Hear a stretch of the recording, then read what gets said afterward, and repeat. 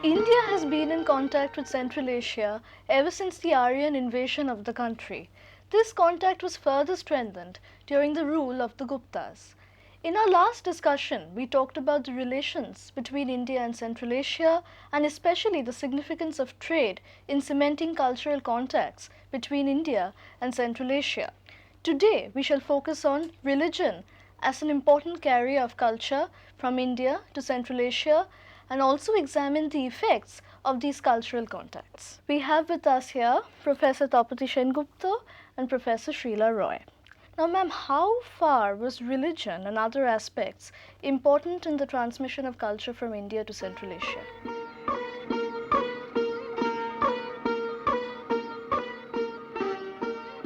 Religion was a very important vehicle, was a very important medium through which Indian culture could be disseminated to Central Asia. And we have seen that both trade and religion really went hand in hand in this dissemination of culture. Now, religious link with Central Asia, however, can be traced back to the time of Ashoka the great Mauryan emperor. If you recall, Ashoka had sent numerous Buddhist missionaries all over the world, different parts of the world, to Sri Lanka, Ceylon, and to China, to Burma, and also to Central Asia, right? So India's religious link with Central Asia really is said to have started, can be said to have started from the time of Emperor Ashoka. Now, this gathered further momentum under Kanishka the great Kushana emperor, and who himself was a great patron of Buddhism and who also sent a Buddhist missionary to Central Asia. And the climactic point was probably seen under the Gupta rulers, the Gupta emperors. And this process, however, did not stop with the Guptas, however, and it continued even later on. And our main sources for the study of religious link between Central Asia and India, or Buddhist activities in Central Asia, can be gleaned from two very important Chinese scholars, the Chinese travelers, of course I mean Fa Hien, who visited India during the reign of Chandragupta II, Vikramaditya, and Huan Sang, who of course came after the Gupta period was over, nevertheless saw the net result, the net effect of what had been going on in the previous centuries. So we more or less rely on their accounts. They are the earliest sources of our information. Now, talking of Fa Hien, he writes that after he left China, the first kingdom that he visited in Central Asia was the kingdom of Shan. And here at Shan, Fa Hien came across a large number of monasteries, Buddhist monasteries, nearly 4,000 in number. And Fa Hien's observations in these monasteries at Shan very forcibly illustrate the vital presence of Indian culture at this period all over Central Asia. And he writes, I shall quote a little from exactly what Fa Hien writes. He writes that common people of this and other kingdoms, as well as the monks, practice the rules of India. We do not, of course, know what he meant by the rules of India, but this is the exact translation of what he wrote. And further, he writes that the monks whom he met in these monasteries and whom he saw at these monasteries were all students of Indian books and Indian language.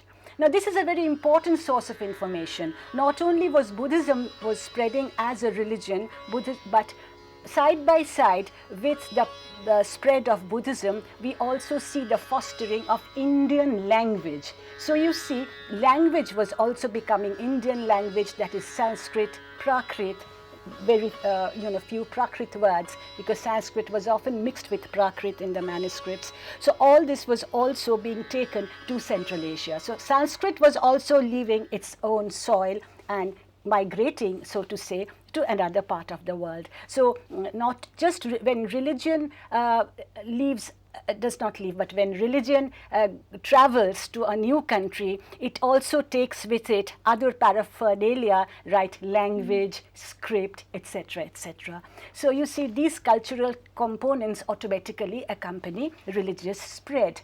Now, Huan who visited India in the early 7th century during the reign of Harshavardhan, now also corroborates that Buddhism was in a very flourishing condition. Right, and he also says that Indian scripts were known and Indian books were used very much by the Buddhist monks, and there were several hundred monasteries. Fahian had already mentioned 4,000 monasteries. Huan mentions several hundred monasteries were in Kashgar. He says there were several hundred monasteries in Kashgar, and Khotan in the south and Kucha or Kuchi in the north were two very powerful centers of Indian culture in the Tanim Basin and the valley of the Upper Sindhu. And especially he mentions that in Khotan, he talks about Khotan and he says that the royal family followed Buddhism. Right, and not only the royal family, but a vast majority of the subject people, a vast majority of the population were Buddhists, and there were 4 very great monasteries, very important monasteries, and these monasteries were all, in fact, these 4 and other monasteries all over Central Asia were all endowed by local rich people, local rulers, sometimes people holding very high ranks in the society, that is the moneyed people, and also the merchants. So here the traders and the merchants were also playing a very important role in fostering Buddhism, in fostering growth of religion, because they were now moneyed people and they appeared as sponsors. That is a modern term to use. They were sponsoring the establishment of Buddhist monasteries, so to say. And where were the merchants sponsoring these monasteries? In the oases. The oases in the desert areas, which were gradually evolving into trading towns, right? Because of the existence of the long Silk Route where the caravans would stop, the oases were gaining a very important economic significance during this time, and the merchants and the traders played a very important role, and very often they also contributed towards the building of stupas and monasteries. So this is how the role of the traders can be seen in the context of spread of religion, spread of Buddhism. And numerous monasteries were there, of course, and what is significant is that Huan also mentions that there were many convents for nuns. So here we get an idea that how, yes, Buddhist nuns were also becoming important in Central Asia, and the nuns lived mostly in the northern part at Kucha or Kuchi in and the nuns also played an important part in religious life of the people. And there is ample evidence again of adoption of Indian scripts and the use of Indian languages, which must have also greatly assisted the traveling Indian merchants. So you see, the merchants were also benefiting from this, because with the result of the growth of Buddhism in Central Asia, there was a need for learning Indian language. There was a need for learning Buddha's language if they wanted to read Buddha's teachings in original, right? And this in turn also helped the merchants. So you see, the interests of the merchants who were traveling to Central Asia also had a great need for coming into, of spreading in their own language, because they also needed a common language with which they could communicate, right? So all this was really linked up, I think. Now, Mrs. Roy? Yes. Could you tell us if there was any Indian monks there? You mean if any Indian monk had Indian settled monks, down there? Yes, any famous monks living, monk living there? Yes. To some extent, there was some kind of Indian colonization, and I think in that context, it is a very pertinent question. I can mention the name of a very famous Buddhist philosopher of the time, whose name was Kumarajiva. Kumarajiva was a Buddhist philosopher, and he lived at Kucha in the 4th century AD. And his father had married into a very noble family of high rank, and they had settled down there. So Kumarajiva, I think, will be the most suitable example here, right? And he decided to stay back. So this is one instance of colonization that we find, right? Yes. A Buddhist scholar staying there. Again, I can give you another example. Like much later, during the time of Huan there was this great Turkish king, the Great Khan. He was called the Great Khan, the Turkish chieftain. He somehow became very interested in Buddhism, in Buddhist doctrine, and he pleaded Huan to stay back and teach him something about Buddha's tenets, Buddha's principles. But Huan could not spend so much time. But once he came to India, he sent back a teacher from Nalanda. His name was Prabhakar Mitra, and he went to Central Asia, and he became a great teacher of this great Khan, the Turkish chieftain. And we can say that in this way, Buddhism also made some impact on the Turkish people. This is very surprising, right? So the Turks also came under the influence of Buddhism to some extent, and Prabhakar Mitra was therefore another person who lived there, right? Now, there was also a great linguistic similarity we find between India and Kucha. Kucha was a very important area, as you must be realizing by now. Kucha is situated in the north. It is pronounced both as Kucha and as Kuchi, which is why I'm constantly referring to Kucha or Kuchi. And in Kuchi, the people of Kuchi spoke a particular language which belonged to the Indo-European group of languages. And they spoke languages like Kuchian or Takharian or Arsi, etc. Right? So there was a lot of linguistic similarity also. So the question may very well arise, where did this language originate from? Was it a broken version of Indian language, of any Indian language? So there was this very close link, close connection between Indian language and Kuchian language. So that is an area where I think research can be carried out, and that is an interesting subject to talk about. Now, again, we find that a lot of Indian influence was felt on music, right? And this is what Huan writes. And he says that a few Indian musicians, again in the area of Kucha or Kuchi, which seems to have been a very culturally advanced area, right? And here there were a few skilled musicians. They were very much skilled in playing the lute and the pipe.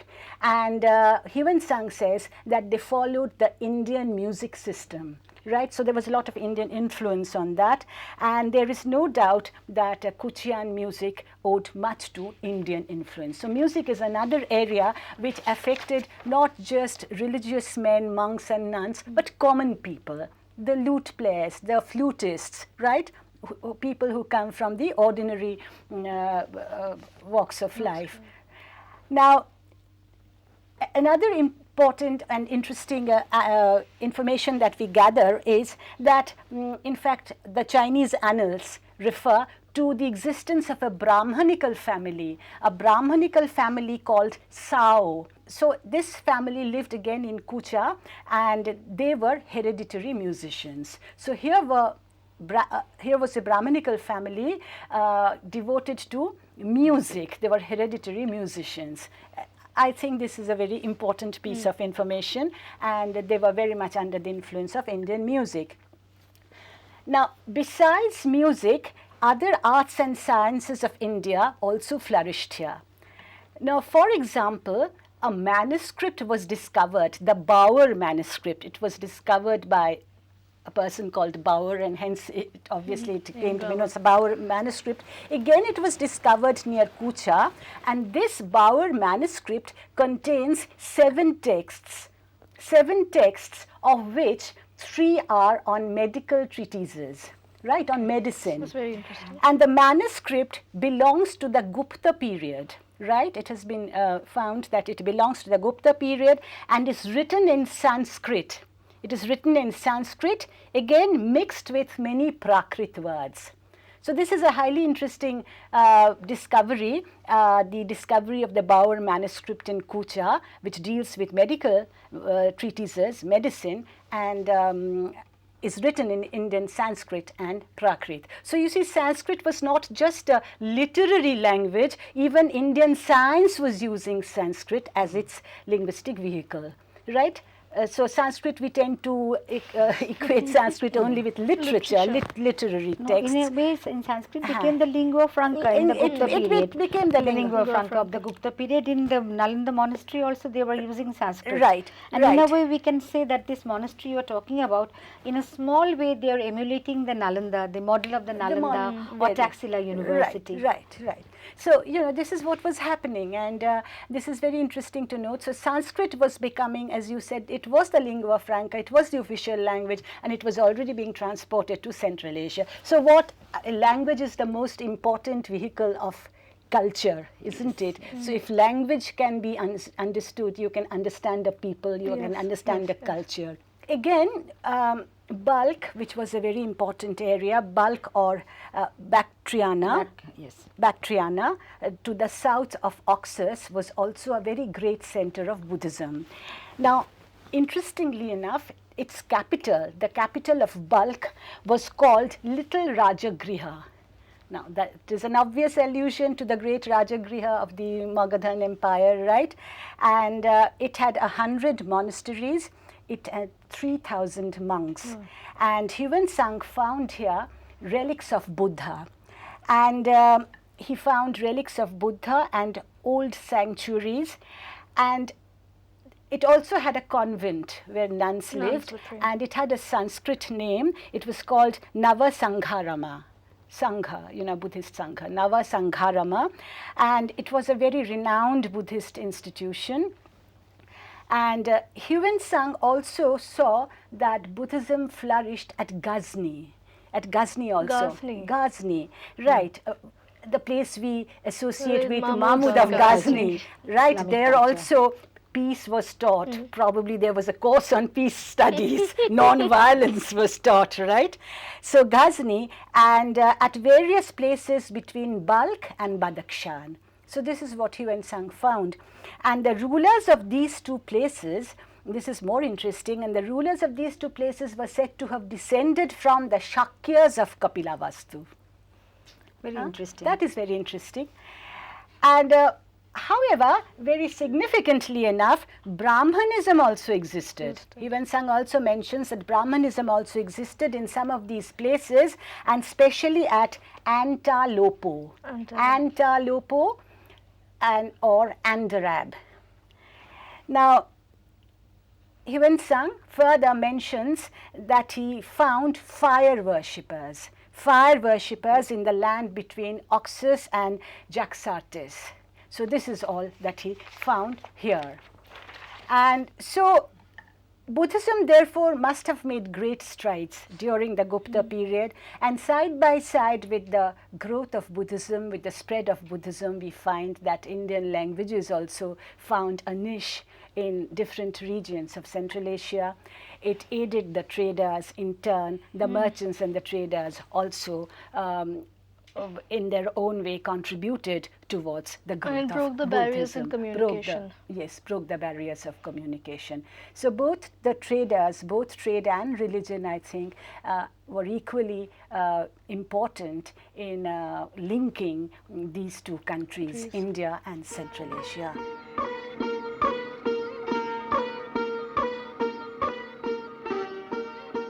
Ma'am, what were the net effects of these contacts with Central Asia? Well, the effects, the consequences of this contact, which was a very long contact, it had to be very great and very intense.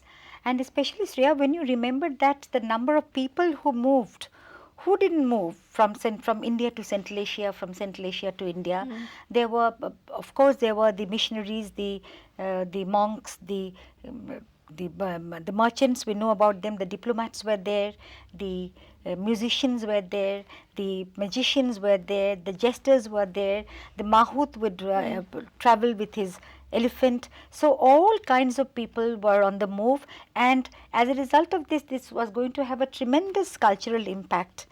To start with dresses, okay, language and dress, lifestyles, habits. We can start with the dresses. If you look at the Gupta coins, you will be surprised to find that these Gupta kings in the beginning, kings like Chandragupta, Samudragupta, they are all wearing foreign clothes, Central Asian clothes. You know, maybe these clothes were available ready-made in India, or they were made, but later on it is very strange that they are changing over to their Indian clothes. What could be this, the significance of this? Perhaps after they have vanquished the Shakas, they did not want to wear the clothes of their fallen enemies, and we find that there was a kind of Indianization. Well, this is in one aspect that we find the change, and there are many others, but the very important change that we see was in the field of sculpture and architecture. All of us know about the great influence of the Gandhara art, the kind of tradition which was initiated by the Kushans. They made path-breaking experiments when they were deifying the Buddha, first time transforming the Buddha legends into images. And in Mathura also, a part of this Kushana art had flourished, but you know, it was under the Guptas. The finest expression of the Buddha in the human form, that was to be found under the inspiration of the Guptas, the great evolution which has taken place in the realm of art in the Gupta period. That was definitely inspired by the Gandhara art, but it became very much indigenous in its form and content both. And also the freestanding temples. Previously we had the rock cut temples in India, but as a result of the influence of the Central Asian monarchs or the Central Asian models, we see that freestanding temples were coming up. Not that much of the Gupta temples remain, but what remains from that, we can say that Central Asian influence was in concept, or at least in idea, it was it owed very much to its Central Asian traditions. And with the temple of Deoghar, the Deoghar temple, which is a stone temple, or the Bhitargaon temple, which is a brick temple. These are the two freestanding temples which we have come from the Gupta period, and for this the Central Asian tradition perhaps has got some points to explain. And in administration, in polity, there was great influence of the Central Asian experience. If you remember, the satrap concept. The satrap concept was there. Prior to that, if you remember that at the time of the Mauryas, okay, last time before these Central Asian kings, when we have indigenous kings of India ruling in the country as emperors, Ashok, he called himself as the beloved of the gods, the Devanampiya. But we find that Devanampiya becomes Parameshwara, Parama and the Bhagavata in the Gupta period, in the Allahabad inscription of Samudragupta, as you remember. So this the king as a representative of God on earth, the divine right kingship, the divine right claim that was being made in the Gupta period was definitely influenced by the Central Asian or even the Roman ideas. No, but how do you explain that the divine right theory of monarchy really came from Central Asia? Because, is there any concrete because example? You see, Kanishka himself called Parama Daivata. Parama, king, great king, king of kings, right, because son of God. Okay, right. These are the things, these are the kind of epithets that they were. All right. Kanishka had brought this idea along with him from Central which Asia. he inherited from his Roman predecessors, or the Roman Empire, Roman emperors who had ruled in India, ruled in Central Asia. Central Asia. Even in China also, the king was also some sort of a deified form of Right. God. Okay, so we find through all these So contacts, the divine right theory divine was right imported theory was from imported Central from Central Asia to India, and we find definitely there was technological advances because of the Central Asian contact. Astronomical Javana Jataka we have mentioned earlier, astronomical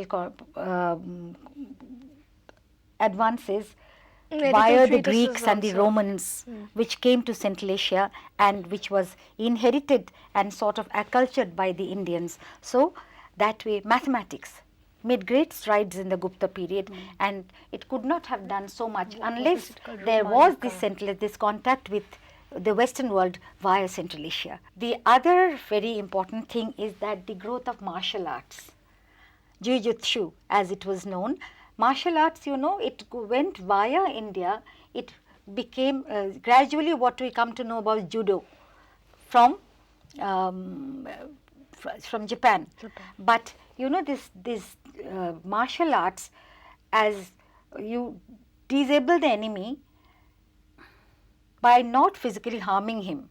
You disempowered the enemy without causing any physical injury, physical harm. This was what was taught by the monks in this region, because you know, as I told you, that the terrain was very inhospitable. There were different kinds of people moving constantly, displaced people constantly looking for new homes, and you know, a person or either his person or his wares, his property had to be protected against any kind of attacks like this. So we find that the martial arts became a very developed form of art in Central Asia, and it had gone from India.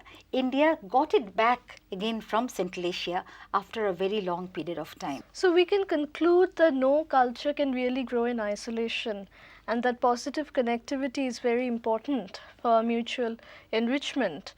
And I can't help but quote Romila Thapar, who writes, "It could be said that India, both because of its geographical position and because of its economic enterprise, participated effectively in what was probably viewed in those times as almost a global trade of the early first millennium AD."